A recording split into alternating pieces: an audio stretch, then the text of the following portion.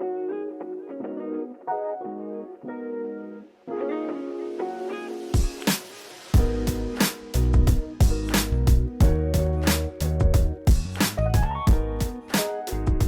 welcome to the Wild and Wild podcast, everyone. I am so excited today to have Giselle Goodwin with us, who is the most incredible entrepreneur who turned to researcher and writer.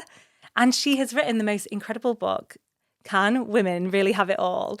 And she's today going to tell us your story and share with us, all the listeners, how we can have more balance in our life from work and well-being and just mothers in general and all women, how we can really have it all. So welcome, Giselle. Oh, thank you, April. I'm so happy to be here. So happy to be talking to you. We obviously met at your wonderful event in June, and I'm a massive fan of the work that you do, supporting women entrepreneurs.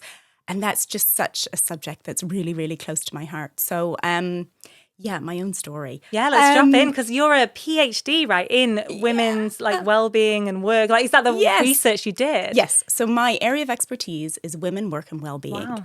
And I went back to university in my 40s. I ended up doing this PhD in women entrepreneurs specifically, and looked at women, work and well-being. But I guess the interest in the subject came from personal experience. Yeah, so tell us about your background then. So how did you... What made you go, I want to do all this research, I want to help women? Yeah, because basically I found it really hard. So in my 30s, I had businesses, I had babies, and I just found it really difficult. And it felt like none of it really added up. So I had, for 15 years, I ran a recruitment company. For 5 years, I had an online pharmacy. So my first degree was in pharmacy, actually. So I've done a variety of different things. And probably on the outside, it looked, like the swan on the outside and then paddling fiercely under the water. So on the outside, it probably looked fine, like I was coping and this was all doable and juggling the children and family stuff and social stuff and work.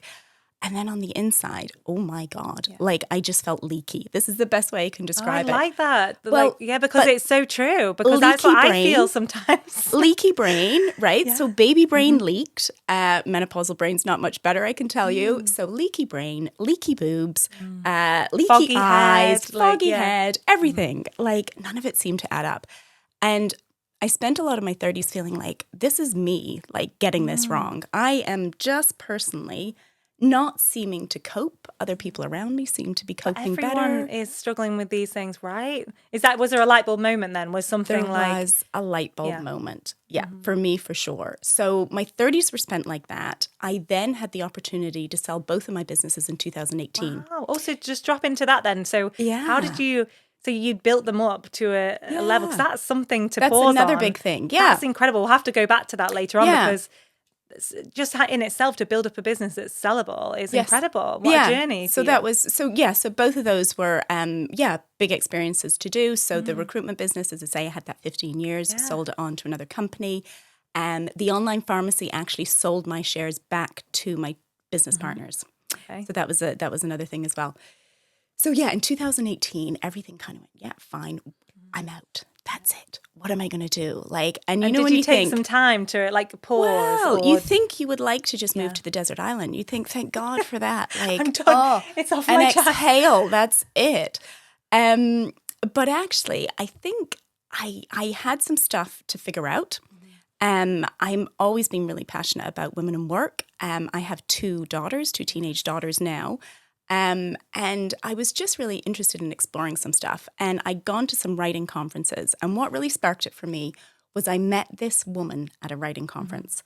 And she was about 10 years older than me. She is a professor of women and work. Oh, wow. So she's actually one of the world's leading experts in the subject of mumpreneurship. Oh my gosh, I love this. Yeah. Yeah. So I chatted to her at this writing event and I was like, I just think she's amazing. She had some of these answers, those questions in your head, you're tick, tick, tick, tick, tick. None of this adds up. How does this all work? Blah, blah, blah, blah. And what did she say to you? Well, she had some of these answers, right? To the stuff that I had never managed to figure out.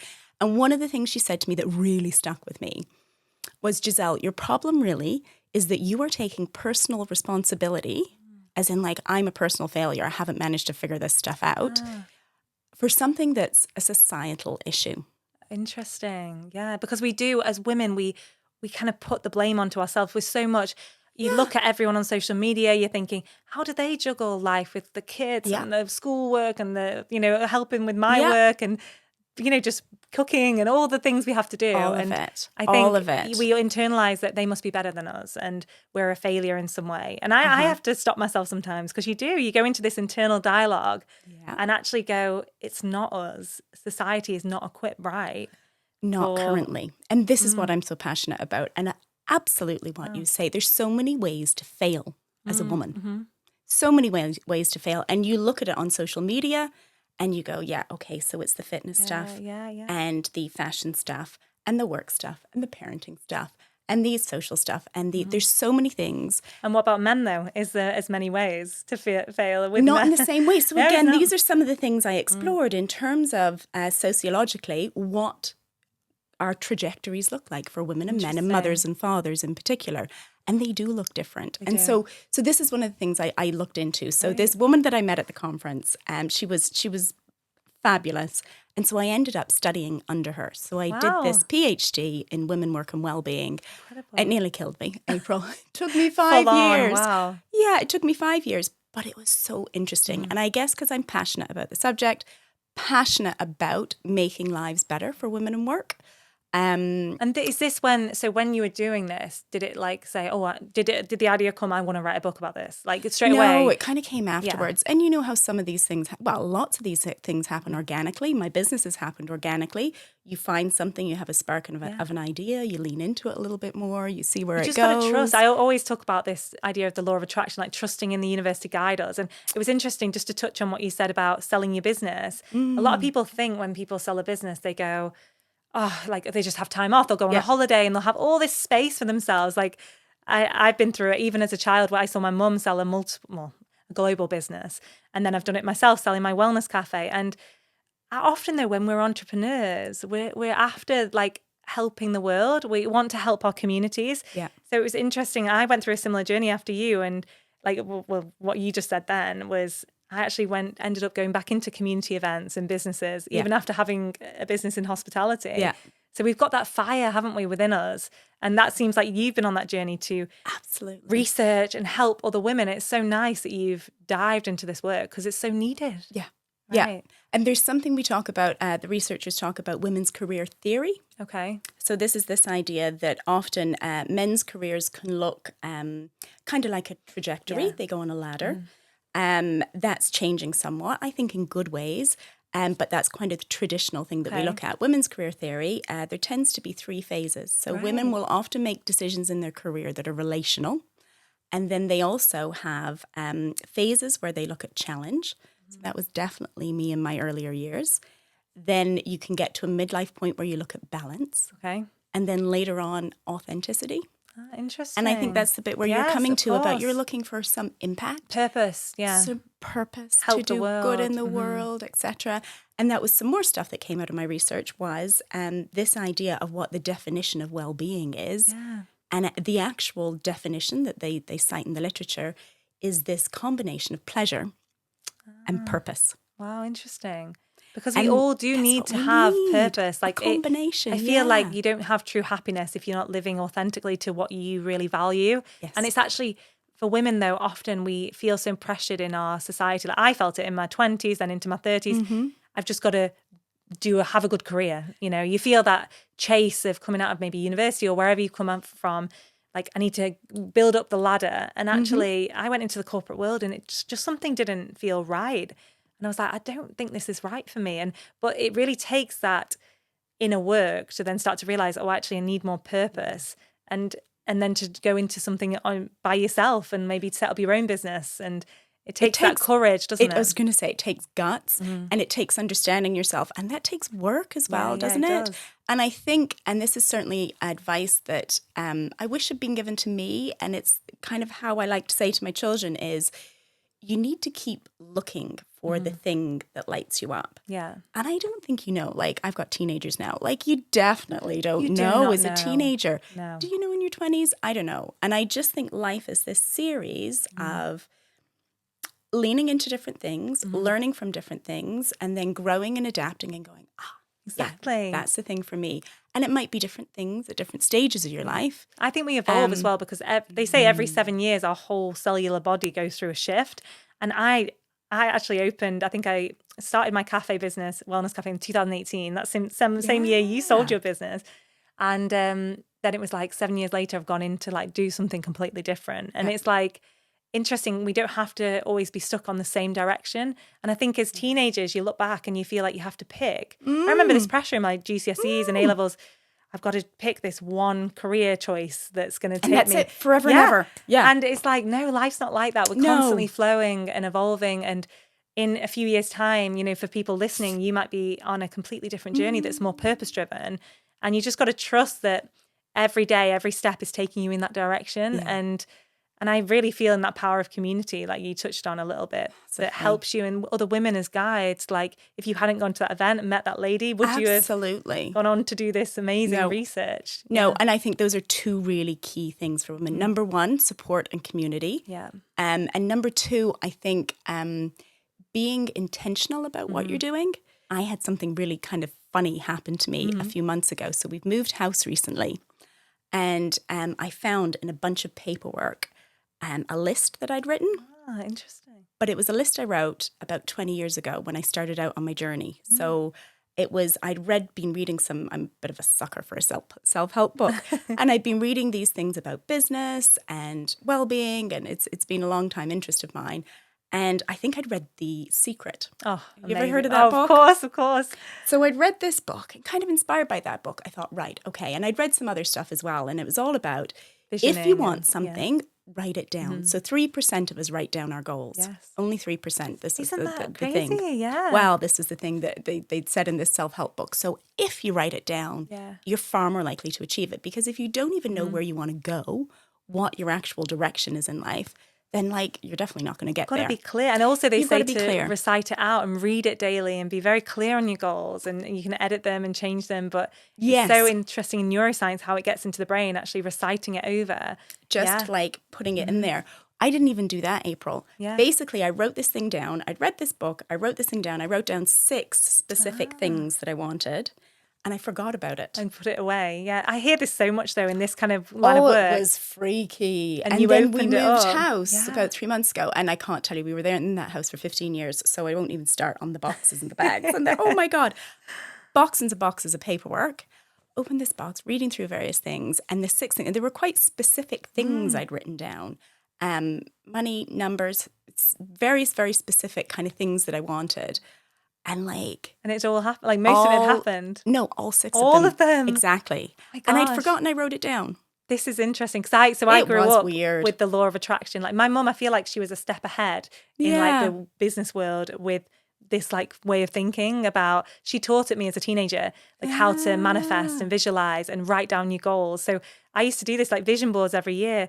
But I actually weirdly I did something similar to you, wrote a vision board and then looked back at it years later and I was like, oh my God, I've achieved all those things. So if anyone listening, like it's so important to write down your dreams. The very basic. Yeah, just start as you mean to go on. And my other bit is you don't have to do it all at once. Yes. Right? So I think at the very least, if you have a vague idea of what your bucket list for life is, and you just write it down, the notes in your phone, who cares where you write it down? But if you're intentional about actually this is what I'm looking for, then you're far more likely to, as you say, subconsciously steer in that direction. In those directions. Because how often do we really ask ourselves? It's like on the daily when I teach yoga. Busy. Do we ask ourselves how we truly are, or what do we really want? And as women, we're always giving out to other people. We're always the kind of gift giver and, making... We're society's caregivers, king keepers, and emotional we need to turn that to us and go, actually, what do I authentically want? What do I want in 5 years' time, 7 years' time? And that's so important for the people around us as well, isn't it? So they say that, again, in the wellbeing literature, is that idea of absolutely it's really important to connect with other people and do random acts of kindness. That's another big one and stuff, isn't it? But I sometimes argue that, and I do talk about this in the book, in terms of the science of well-being and all these things we know we should be doing, I'll argue, by 8 a.m. on a flipping Monday morning, women have often done, mothers in particular, 20 random acts of kindness already.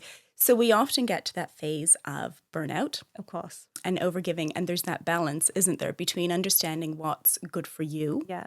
And therefore, that's also good for people around you as well. Exactly. Isn't it? Yeah. Burnout's so big. And we get so many people that come to our events with burnout. And Yeah. what would you say is like a good thing to start with? If anyone listening is feeling the burnout and overwhelm, like, is there any top tips you would give? Like, just to be kind to yourself, things like we just talked about. Yeah, just listening to what you need. Yeah, I mean, some of those stats are crazy, aren't they? So we know 85% of mothers feel chronically guilty.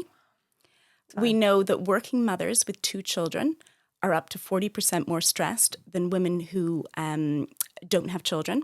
Okay. And we know that working mothers are 28% more likely to burn out than working fathers. Interesting. I found, because I've got 4 children, it's like, it's a busy one.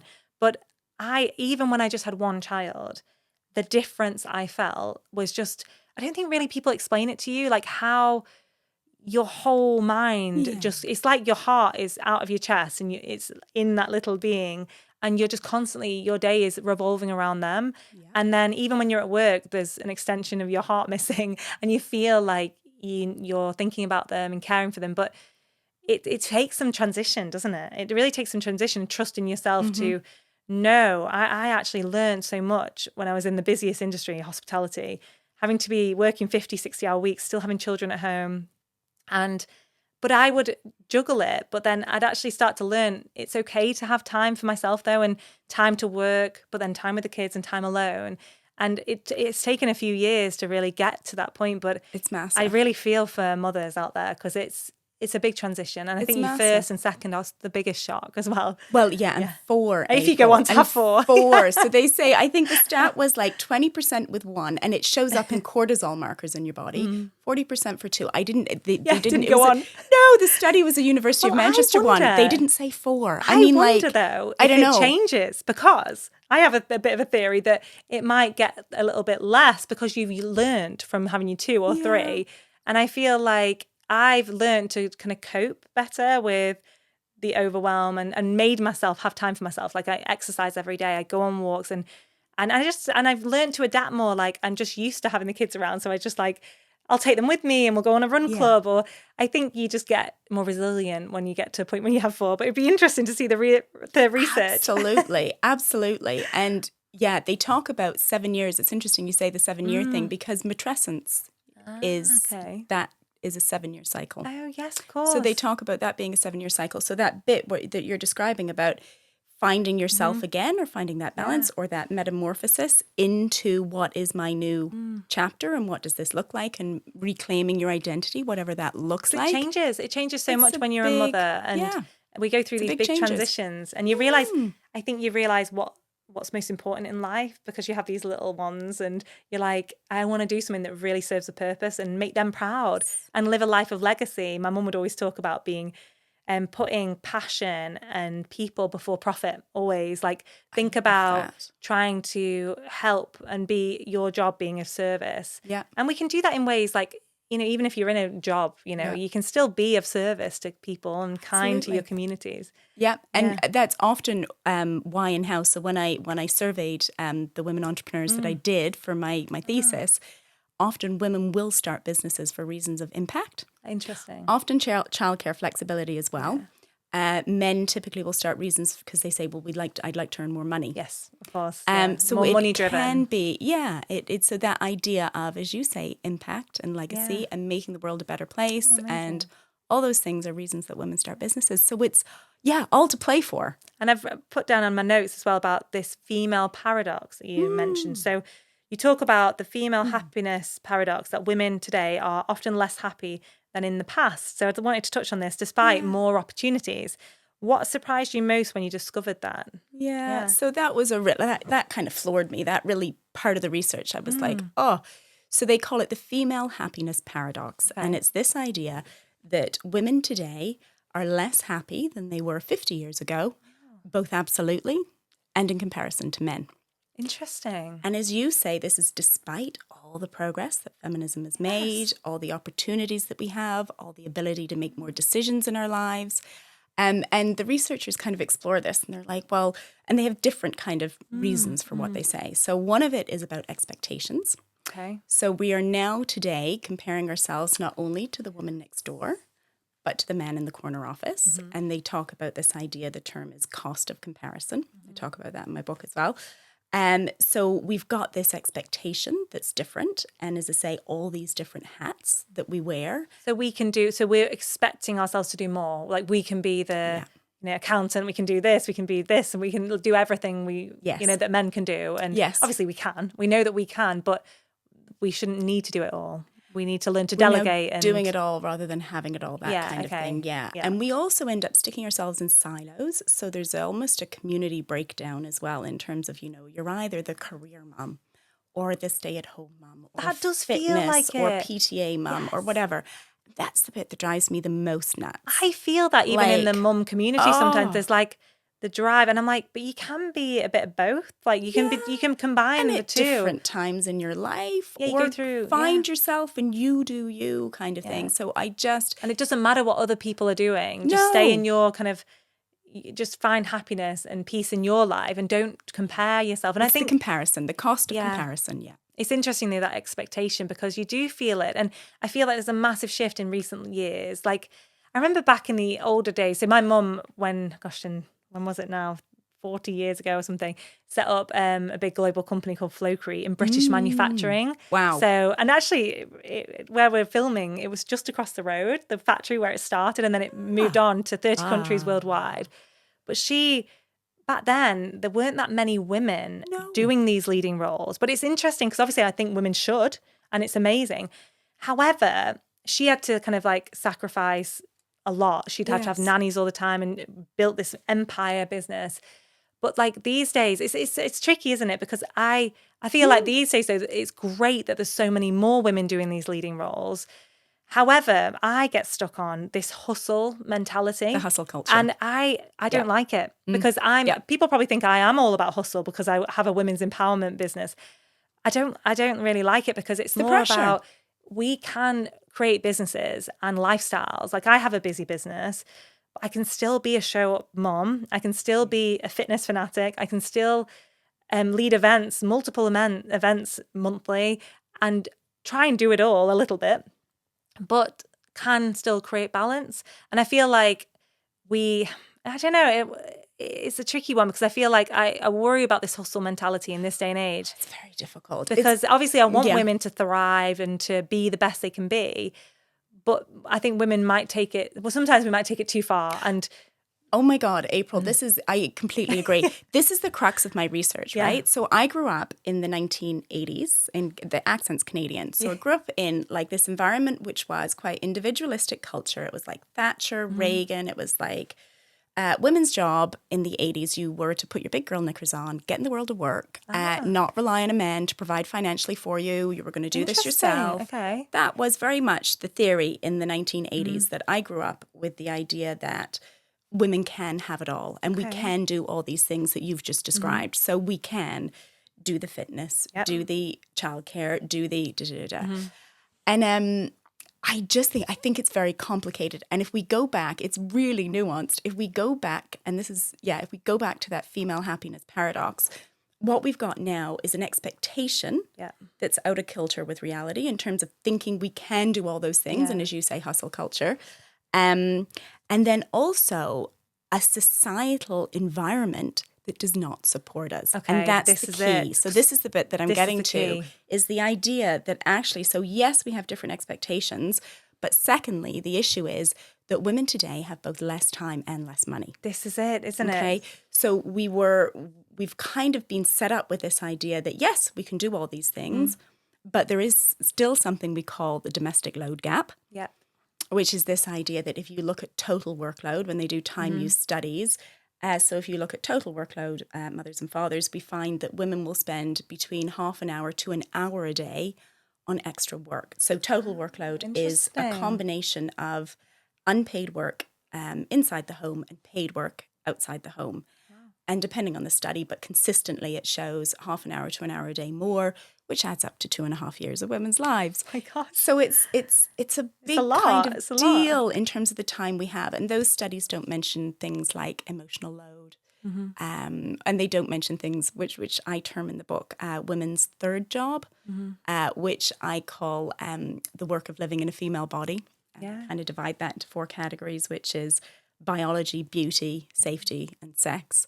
And that's that's a whole nother discussion. Because it's things that's a whole like other cycles, topic. like for example, like your there's a feminine cycle biological or reality. menopause and all these things. Yeah. Like I've done a lot of like studies and like, well, I've been in teacher trainings and dived into fertility and cycle awareness and all of this. And it's like we as women go through different transitions every month as well. And we should need time every month to have space to be a bit restful, but we don't get it often in this society. We're too busy hustling. But let's talk about this society because is it the fact? So a lot of people talk to me about, I just have no family that live near me. You know, like people live all around the world. This has also changed. We don't have a village anymore. My dad lives in America. Like my mum's passed away now, but like it's, you know, it's tricky because a lot of women I speak to are like, oh, I don't have anyone. I've moved to a new town. It's enormous. And often maybe they come to a new town because their partners might have moved works or whatever. And it's like, actually, it's isolating. And that is not good for well-being. Yeah. So what can we do about this? Is this why it's so important to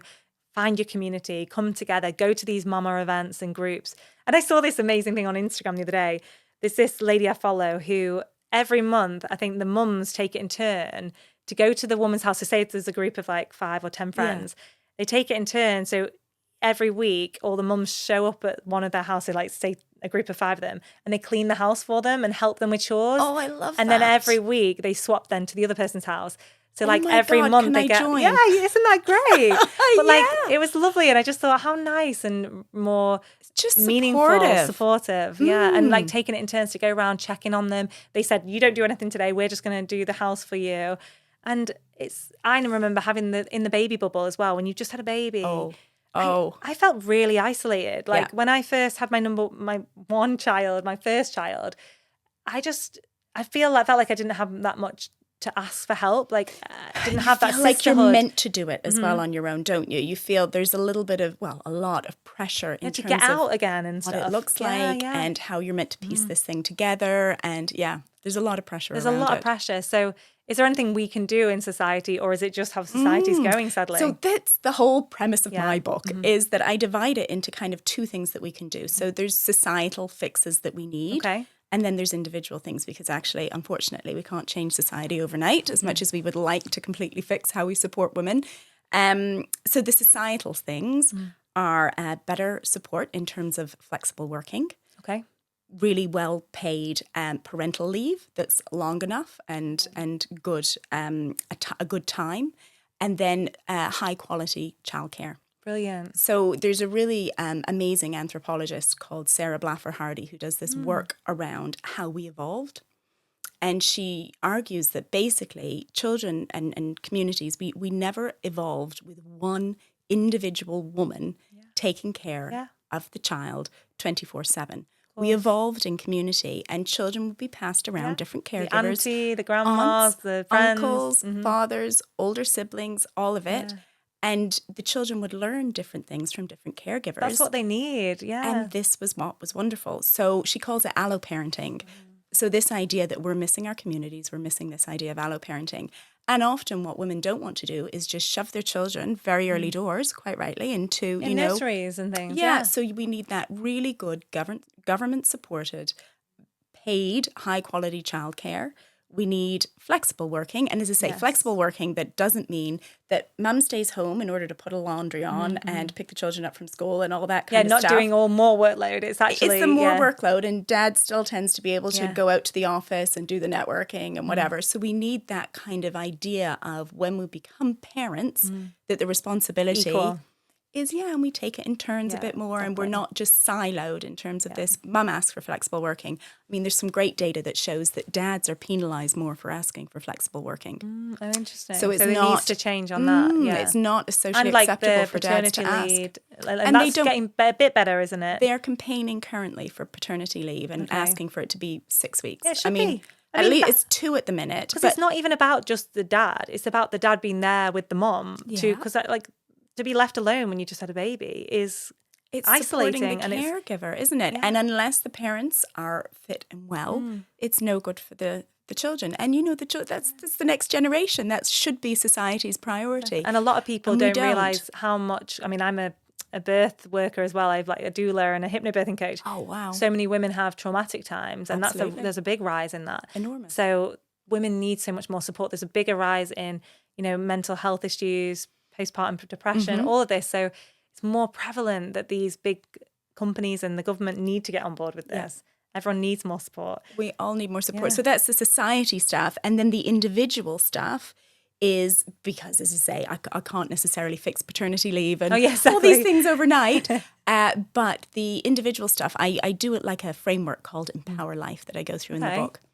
And so this involves lots of different things that women can do in terms of boundary setting, asking for more, expecting less of ourselves, reframing things in the context of a portfolio career. Okay. That's a really big one for me. I love that you said boundaries there, though, because a lot of women, we don't really know our key boundaries, or I think our non-negotiables as well. We really need to get clear on what we want in our day. Like, what is your non-negotiable? I have to go on a walk every day, or I just feel completely, I can get a bit in overdrive. Yeah. And, just like, what are your boundaries in life? List them out. List them out, set that. And I talk about this idea of setting a bare minimum self-care rule. Yes. So whether that's like no emails after 8 p.m., or I get 5 minutes in the morning to have my cup of coffee, but nobody's going to speak to me for that 5 minutes. That's it, 5 minutes.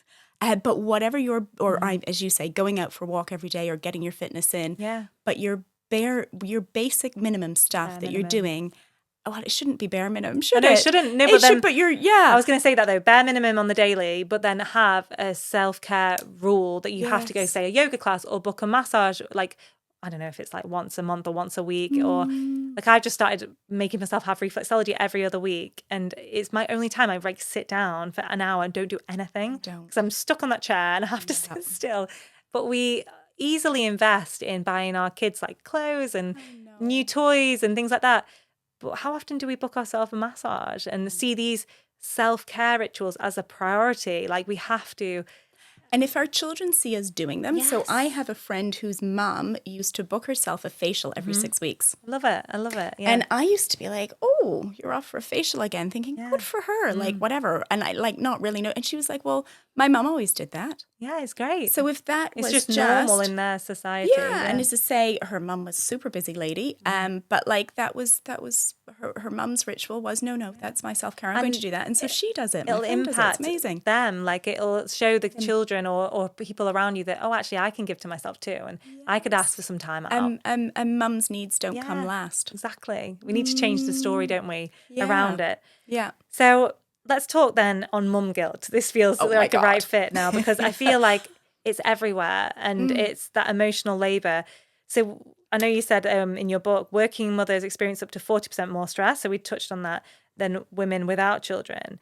So where have you found that pressure mainly comes from? Is it like an external noise? Do you think it's because of social media and all the pressures, or where does mum guilt come from? Some of it's gendered conditioning. So we have stuff around good girl syndrome. Okay. So some of this is related to safety and this kind of acquiescence that we do in the world to keep ourselves small and make ourselves safe. So good girl syndrome and people pleasing it can be a gendered phenomenon. And in terms of the guilt, it comes back to this idea that we're now kind of betwixt and between. We're trying to be all things to all people. And never feeling like we get any of it right. And as I said before, that feels today like there's so many ways to fail. Yes, so many. So some of it, I think, is cultural conditioning. It comes from us internally. A lot of it is this social media age that we're living in. And you constantly look around and go, oh. And, even if you feel you're doing well in one sphere, you're like, I am nailing this parenting thing. And then you look over and you're like, oh, but they're doing whatever.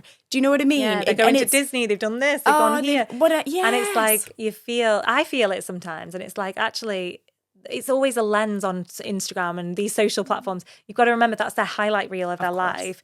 And I heard this thing on a podcast the other day that was the rule of thirds. Have you heard about this?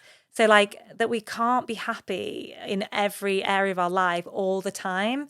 And a third of our life will be really high and elevated and happy and motivated. And then a third will be having to really, maybe organize ourselves, structure ourselves. Sometimes you just have to get on with it. And then in a third, we might just be a bit low and a bit tired. And that's the time when we need to invest in ourselves and look after ourselves. And I thought it was good because we can't always think we have to be in this high state all the time. And it's about managing expectations, isn't it? This idea, and I think definitely social media culture feeds into that narrative that everybody is, you say the highlight reel, everybody's happy all the time and it's all wonderful. Life doesn't work like that. Like sometimes it's just grit and grind and you have to get on with it and you have to be able to practice those skills of delayed gratification. It doesn't just come easily. And when your expectations are here, my kids go, expectations versus reality. Aww, like they have this little thing they do. And if our expectations are so high that it has to be wonderful all the time, then it's not a wonder when we're disappointed. I think I've been guilty of doing expectations high, or sometimes on other people as well. So like expect, but then maybe this links to how society should be though, because I'm going to be honest and raw and honest here, but I kind of expected that I would have support from my grandparents. I'd expect that I'd have support from people in society and that I would have support when I was a mother. And that expectation got shot right down when I was like, I was like, I have not many people around me in my close circle. This is on me. And it was hard. And it was actually, but then I needed to realize that actually you can create those social circles around you. And that's, I think that's part of the reason I set up Wild and Wild, because I realized that I can make a community. I could make mum and baby circles where mamas could come to. And actually the whole point of Wild and Wild, where it came was I'd had my fourth baby. I was in NICU. She has cerebral palsy.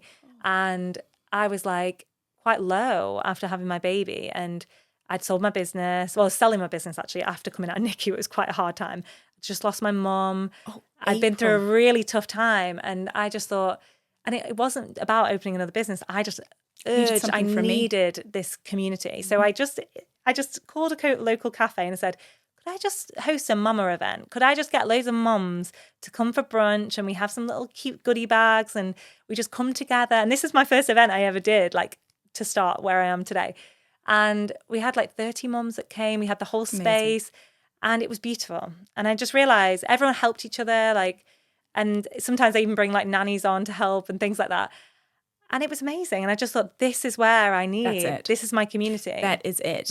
And this is what all the well-being research says as well, is that when they look, so one of the longest studies into well-being, I think they tracked it over 70 years, and they were looking at all kinds of different factors. And they said the key to well-being is relationships. Yeah, of course. And building social foundations. Those social foundations. We are wired for connection. Yeah, we need it. We need it. That's just, we don't feel safe when we're not connected and we don't have community.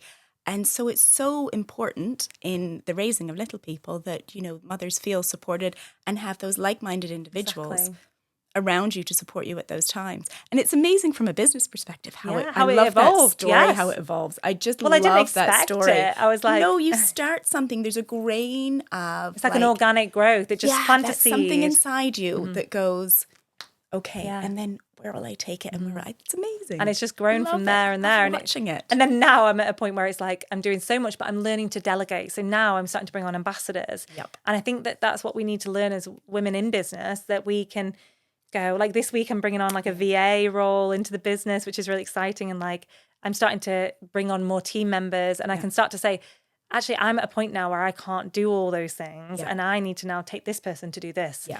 And ambassadors to run them across the country. And I'm learning now about growth in other ways. And it's a learning curve. Obviously, I have days where I'm completely overwhelmed, but I'm learning to then step back. But that's what you have your community support for as well. Because when other women do these things around you, you go, because it's the confidence as well, isn't it? And again, they talk in the research about women and confidence in business and why women entrepreneurs don't scale their businesses to the same degree as men and all those things. I can understand that though. Because part of it's about time, literally logistically time and being primary caregivers.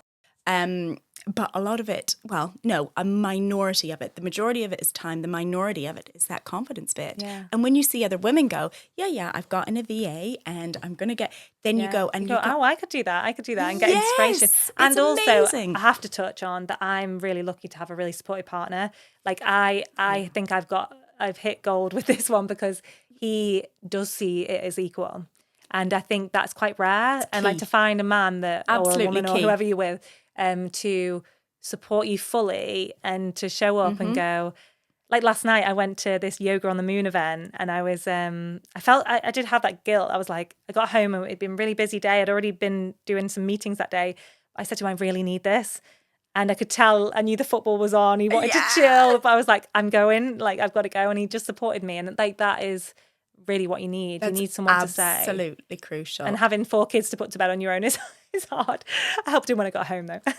It's absolutely crucial. And they say, don't they, that's one of the most important decisions you make in your life is a supportive partner like that is everything. It's everything.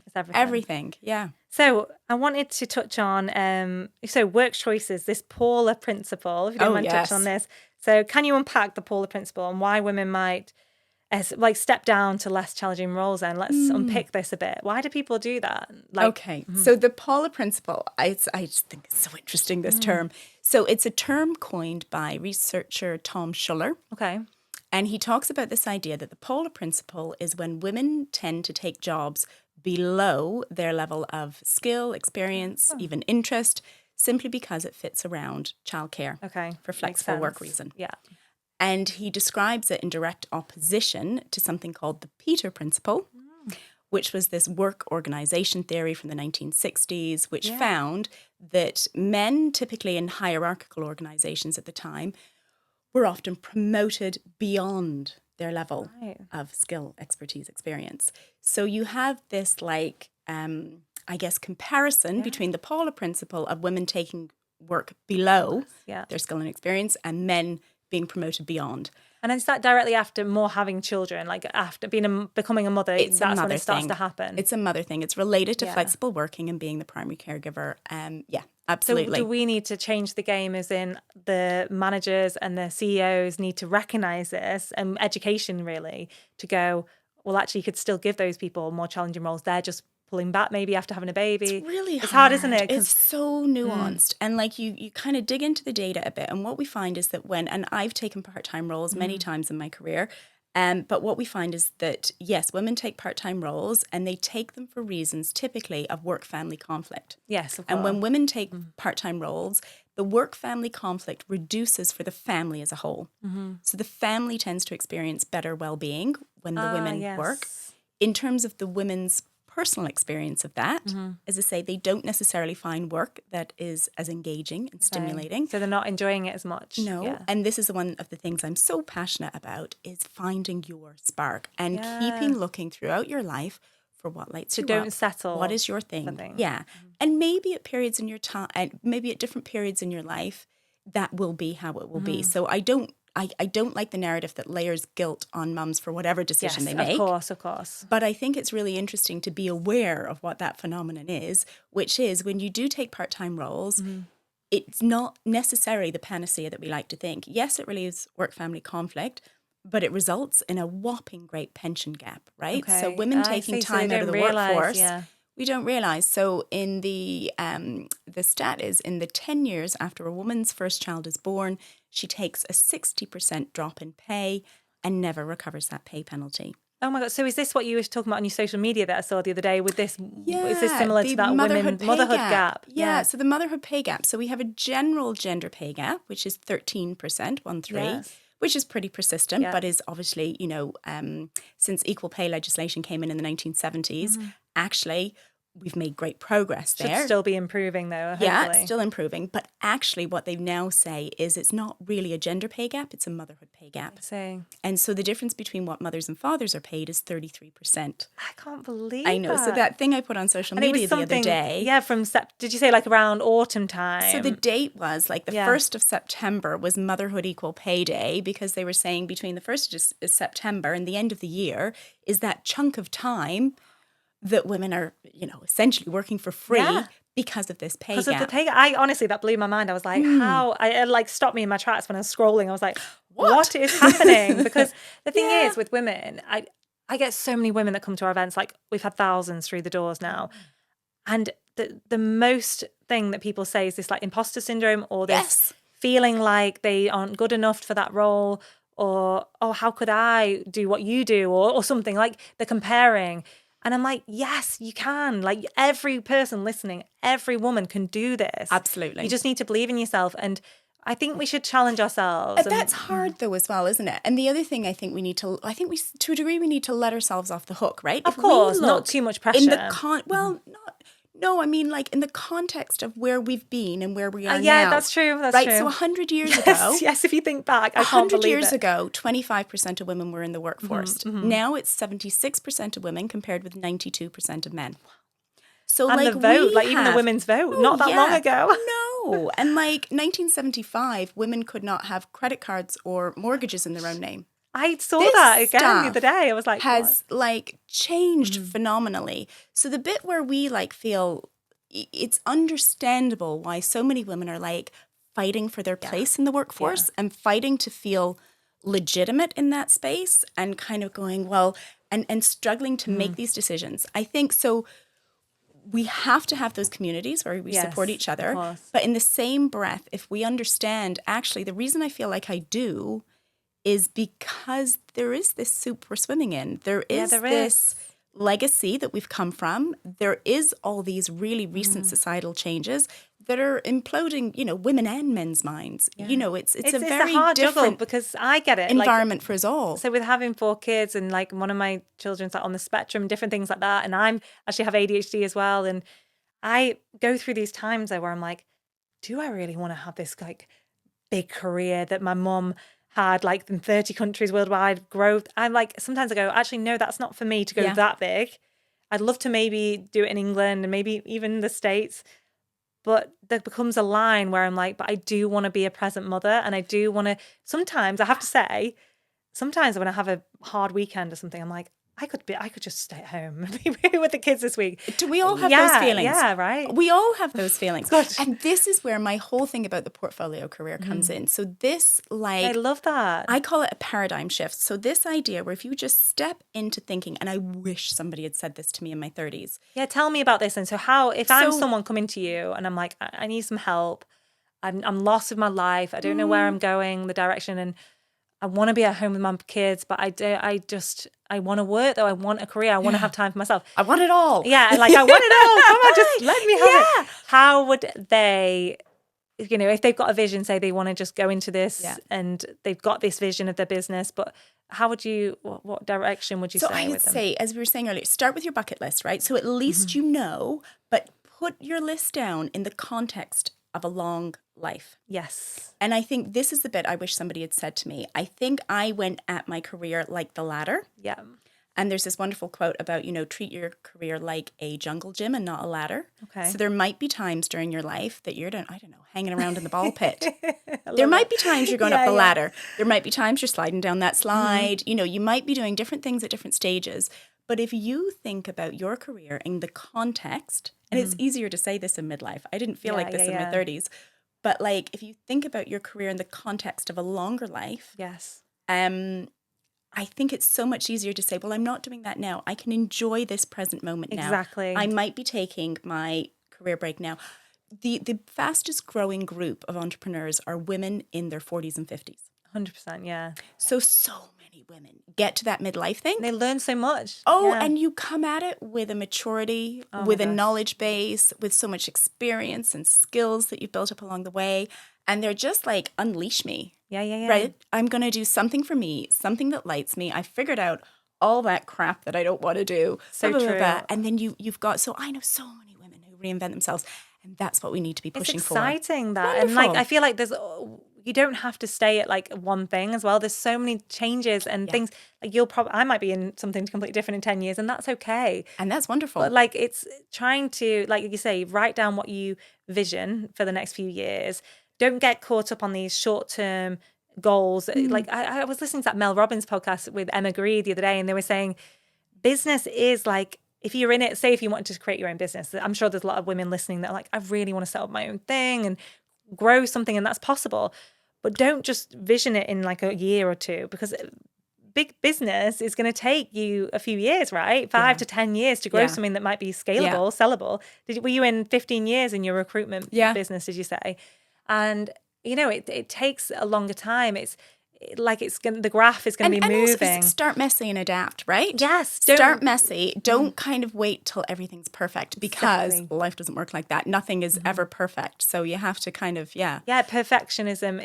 We shouldn't aim to that. We should aim for like excellence in what you're doing now, and just trust that there'll be hard times. You'll be going up and down, and failure is one of the best lessons. That is thing I wanted to get across today, because I failed. Like, people might have thought that closing down my wellness cafe, that, you know, it was like thriving was a failure, but I don't see it like that. I see it as such an amazing lesson. It's a learning and a journey, and that whole phrase of fail faster. Love that. So just keep looking for the failures and go, okay, right, well, I didn't spend so much time on the beating myself up after, the lingering, the beating myself up afterwards. I just went, okay, next thing, learn something from that.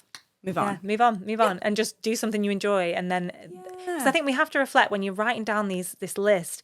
Try and make some things about hobbies that you actually enjoy. Don't just look at other people like, oh, she's successful in this, so maybe I should do that. Oh, no, it has to come from you. Yeah, the core. And you have to be able to adapt it, right? Start with a plan, but like, it doesn't mean that plan has to be forever and ever, amen. You start, and then, you know, you shift accordingly. I love that lesson of just go for it. It can be messy. Start putting one foot in front of another and go for it. So in your book, you talk about this happiness in both pleasure and purpose. So can we dive into that a little bit? Like, what tips you would give to people about how to find happiness? Because I do think people struggle. We're so on that hamster wheel of just busyness. And how do we find joy in life more? Yes.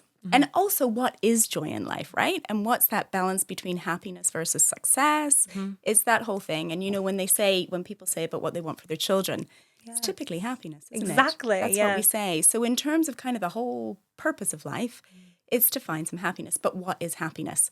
So when the researchers look at it, they say that happiness is not just that feeling of pleasure the whole time, right? Life doesn't work like that.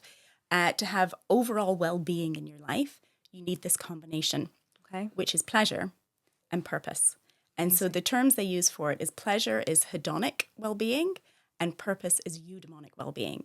So purpose, this eudaimonic kind of concept, goes back to Aristotle and Greek philosophy, and it's this idea of living a life that has meaning and purpose, and something that is true to our sense of self, our values, our virtues, kind of giving something that's kind of a little bit bigger. So in terms of kind of a life well lived, those are the things we need. It's those two combinations, so pleasure and purpose. And what was really interesting that came out of the research is this idea that in terms of how much well-being we have, a really big chunk of it is down to our behaviors. So they reckon about 40% is down to our behaviors. Also, interestingly, they say that between, and again, it depends on the study you look at, but between 30 and 50% of happiness is genetic. Oh, really? That's interesting. I've not heard that before. You're either born a little bit more Tigger or a little bit more Eeyore. Right? You know what, then that explains a lot, because my mum was like the happiest mum in the world. So maybe like I've got a bit of her joy. So some of it is just kind of how you're wired. So a proportion's how you're wired. Again, depending on the study, 10 to 25% is life circumstances. Yeah. And then, but this big significant chunk is behaviors. Okay. So there's really specific, and we probably know what a few of them are, right? So the behaviors that make you happy are things like we talked about earlier about connecting with others, random acts of kindness, things like exercise, meditation, gratitude lists, things like this. Okay. And what I go through in the book is just this kind of idea of how this looks different for working mothers and what we can do to support ourselves. So as I say, that idea of the Empower Life framework is really, really big. And if there was anything I was going to give your community kind of top tips to take away today. Top tips, we need them. Because as I say, the big thing is for working mothers, we are time poor. Yes. And that's the issue. So sometimes you don't want that extra to-do thing on your list. You don't want to go, yes, okay, let me write my gratitude list and let me journal. It can feel overwhelming at times. Like, you see these it's on just Instagram. another thing to do. Get up at 5 a.m., go in a cold plunge, do this. I'm like, when am I going to do this in my day? It's like that pressure to be happy. And you're like, oh my God. It's And like, you feel overwhelmed with it. It's overwhelmed. It's like another thing to do. So the supplements and all this and all this. Is like, oh. So absolutely. what could we do that's more simple? Okay, so a couple of little tips to take home. One is practice micro joy.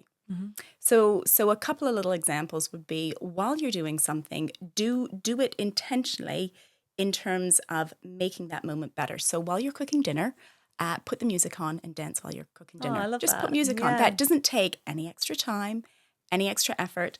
Use the good mug, right? Light the smelly candle. Do the stuff with intention that makes you feel good in that moment. So practice micro joy is one. And then my other one is delegate something. So choose one thing today that you're going to delegate without the guilt. I love that. And when you look, there's a great professor called Cassie Holmes who talks about this idea of being really conscious and making a note of what we do that makes us happy and what we do that doesn't. And to choose some of those things. So for instance, does it make you happier to walk the dog or open the post? Okay, interesting. Right? So which are the jobs that you do in your life that you go, enjoy? I quite like this, or I'm not. And take one of those tasks that you're not keen on and delegate it. We had a doctor recently that came on our panel at one of our events, and she said she was like an ADHD specialist, and she said, especially, I bet there's a lot of women listening that have like ADHD or autism and things. And she said, imagine you've got like 10 or let's say 15 spoons a day of like the things that you're giving out, like a big task, I've got to take the bins out, I've got to do this, I've got to do these emails, like bigger things in your day. And if you get into the end of the day and you're running out of spoons, that's when you start to delegate them. So think of your spoons in your day. Love it. And so you get into the end and you just say to your partner or whoever, I'm running out of spoons. Yeah. That. And what a great little kind of dialogue, for your kids as well. They could learn that. Yes. Like mummy's running out of spoons. Yes. Can you just go? Because actually, I've noticed lately, if I actually say to my kids, I'm just honest with them and say, hey, mummy's had a really busy day, and would you mind just popping in the fridge and helping me get dinner, like these things out today? And if you brought them to me, you could help me cut up some fruit and veg. And they're willing to help. And it's so much better to do it before the spoons have run out. Yes, right. Exactly. As Before opposed you start to to when lose you're it. Because sometimes I notice when my spoons run out, because I'll get to bedtime and imagine it with 4 kids. There's like an order, and I'll just start to. I don't get very angry very often, but sometimes at bedtime I feel, when you just feel they that. call it mom rage, don't they? And it builds, and I'm like, if I don't just be still a moment, I'm gonna lose it. Yeah. And if your day's gone smoother, Everybody knows that feeling. I don't feel like I get to that point. No. Yeah. And so being conscious about it, I mean, it's hard, isn't it? It is hard. It's a juggle, but Yeah. So if you were going to give any advice to your younger self, so if you could go back, or I often think about this, what would I tell myself in my 20s, or, I was coming out of that college, or, going into your first job, or even actually back to when you maybe were an overwhelmed working mother, you once were. Oh, I know what this is, Yeah. April. It's like, so if somebody had said to me, this is the whole purpose of me doing this work. If somebody had said to me in my 30s, would you just take a break and think you do not have to do all of this at the same time? There is time and space. Life has different seasons, and you can think about all this work that you want to do in the context of a longer life, and that what you're learning now is a skill set that you're collecting in terms of parenting. It's a massive skill set that you collect, and that you'll collect lots of other skills along the way, and you don't have to rush to get it all done at the same time. Exactly. I wish somebody had said that to me, and that to just drop some of that guilt that I was holding around it, and know that so many people are going through the same thing. You're not alone with it. You're not alone. I think that's a really key message. And I think it's interesting what you just said there as well, with how much we learn in motherhood. Yeah. That's something, because I know there's a statistic that not many people, was there something like they employ less mothers or something like that? Well, that's the motherhood penalty. Yes, so that was it, sorry. Stat around mothers are 44% less employable. That's it, and fathers are 19% more. More. That was it, that's what you said. Employable. So you're more likely to, they're like, he's a good guy, he's got a family to support, there's still that phenomenon.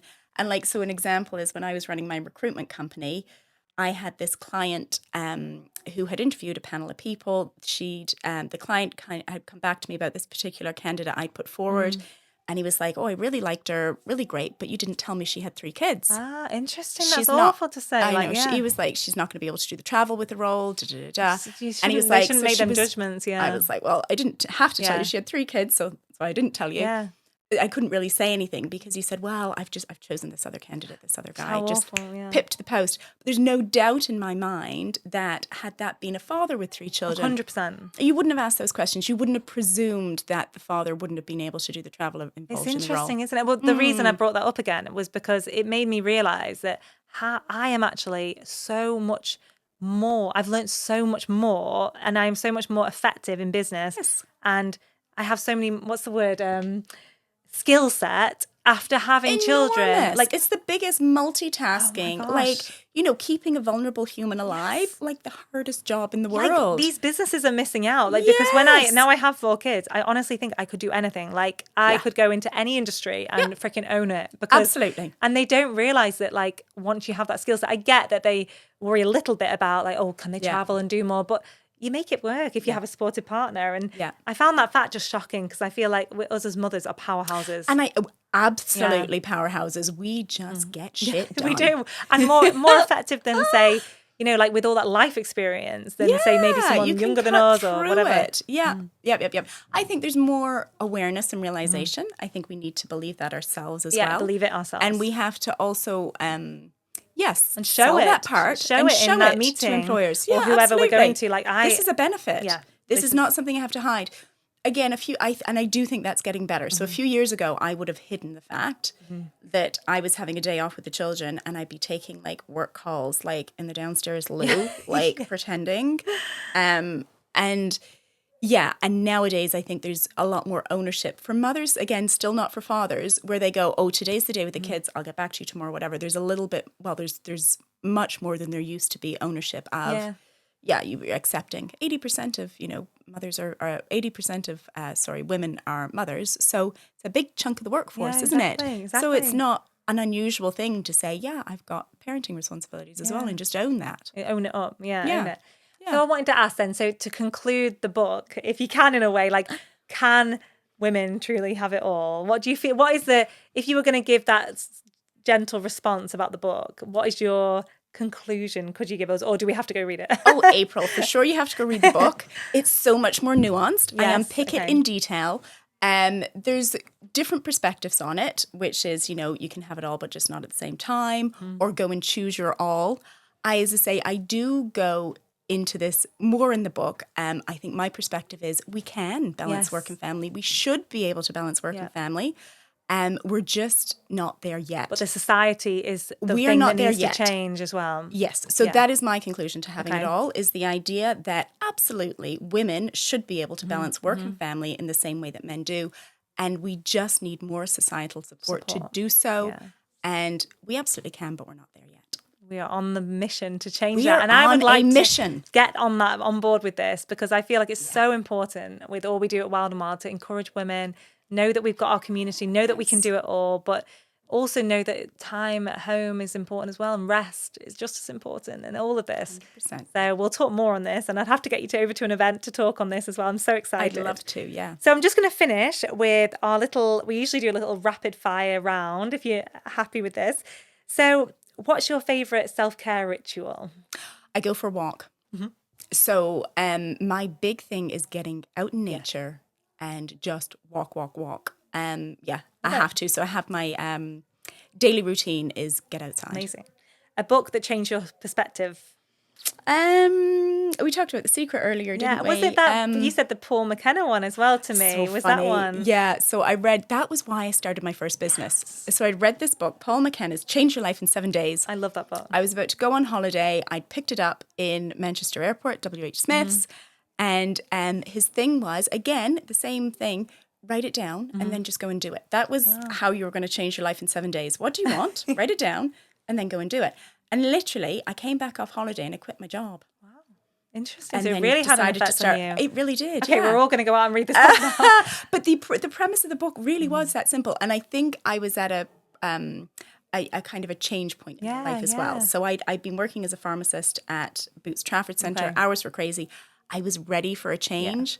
So it just gave me that added made push sense. to go, why wouldn't I? Wow, I Give it love a that. go? I love that. So one thing you love your kids to remember about you, like for your legacy. April. It's a hard question, isn't it? Like I was reflecting on this. It is hard. Yeah. So my girls, they're 15 and 17 now. Just so, I would love them to remember me as, I think, warm and kind and interested in them, Beautiful, yeah. and probably interested in them as people, as in, you know, when they were babies and they couldn't tell you stuff. Like I was always dying for them to be able to chat to me. Yeah. And that's the bit I love the most, is understanding more about them, their quirks, their what they don't like. And I hope they would remember me maybe as a parent who appreciated them for who they are. Yeah, authentically, like who they are. Who they are, not necessarily what society wants you to be or any of that other crap, beautiful. but just like who they are and how they are. I love that. I hope they feel like that. And finally, we've got a fun one. Do you like coffee or matcha? Oh my goodness. So I haven't drunk coffee for years. Really? And Oh, years, yeah, okay. Until I came to your event. Oh my gosh. By the way. I love this. So after I had the kids, I had a load of food intolerant stuff. They said to me, oh, stay off caffeine because it's a gastric irritant. So for 15 years, I've been a herbal tea lady. Oh my gosh, and you had, was it the London Nootropics that you had? I drank London Nootropics at your event in June. Oh my gosh. And I was like, oh, I'm quite liking this. It was the one with, they do the herbs in it, don't they? So Is they it the had rhodiola, the lion's mane one? I had the rhodiola and lion's mane one. I think I tried a couple of the others as well. I think I had 2 cups, and I was like, I do feel zing today. Wow.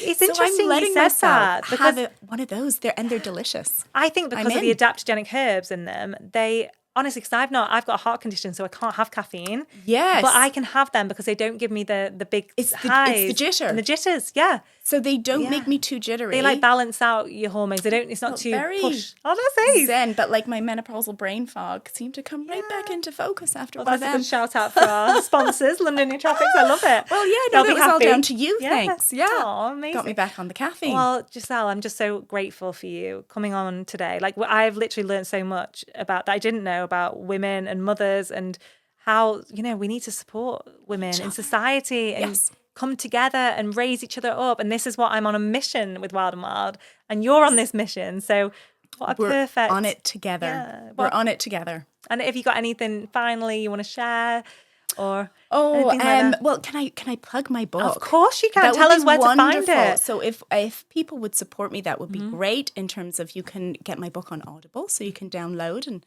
listen to me rant a little bit more if you want to find me on Audible or Amazon or in Waterstones. So the book is called Can Women Really Have It All? Love it. And you can find me on Instagram at Giselle Goodwin Writes. I'm on LinkedIn, Facebook under Dr. Giselle Goodwin. Amazing. And you can go on there and trial out the first part of the book, can't you? You can. As So well. you can download the chapter for free. I've also, if you go on my website, gisellegoodwin.com, I've got a free happiness quiz on there. Oh, nice. I love So it. you can download a little free happiness quiz and see how you're doing. Yes, we all need to check in with ourselves. So that's your reminder today. Yes. Well, thank you for being here. And Thank you for having me. It's such a pleasure. Thank you, April. So we get it there. Thank you for being on the podcast. Yeah, cheers. I love it.